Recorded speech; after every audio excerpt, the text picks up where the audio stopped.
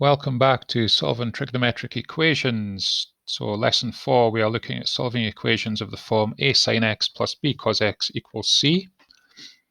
So this is essentially a wave function in disguise question. So the majority of the time in the exam, you would be asked to write 3 cosine x minus 2 sine x in the form k sine x plus a, or k sine x minus a, or k cos x plus a, or k cos x minus a, and it would explicitly say that for you, so you definitely know it was a wave function question.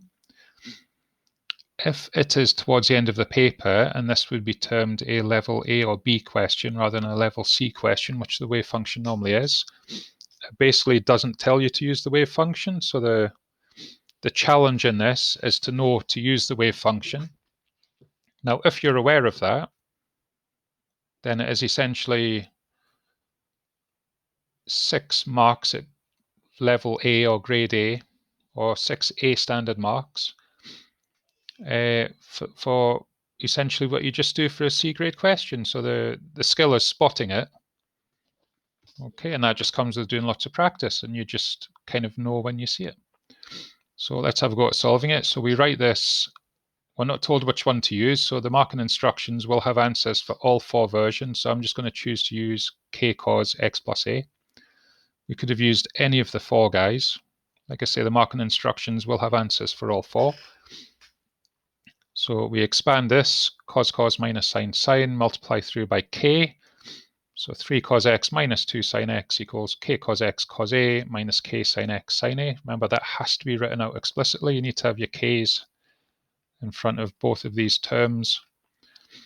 Now, how many cosine x's? I have 3 on the left-hand side of the equal side. I have k cos a on the right-hand side of the equal sign. So k cos a is 3. In a similar way, negative 2 is negative k sine a. So that means that k sine a will be 2. So again, we need the k's here. We need this to be cosine a and sine a, not cosine x, because we're comparing how many cosine x's on both sides. Evaluate k. So k squared is 3 squared plus 2 squared. Again, this is all from the wave function. Go back for a more detailed explanation of it, but 3 squared or 2 squared square rooted would give k.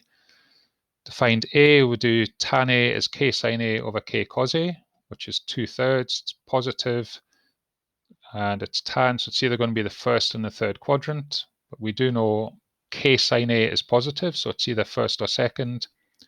K cos A is positive, so either first or fourth, so it's got to be the first quadrant. It's the one with the double tick.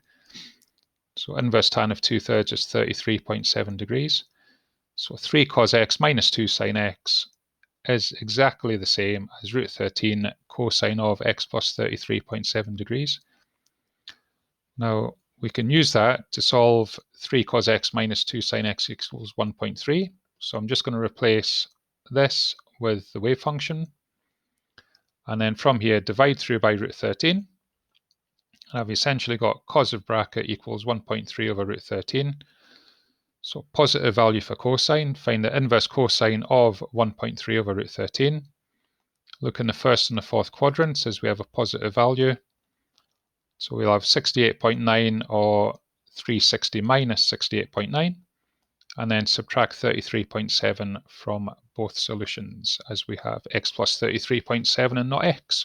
So we want to find out what x is. Okay, so a little bit of wave function practice there for you. So you'll be doing a little bit of that in class for revision as part of this exercise, which is always nice to recap previous work, and then solving trig equations as well.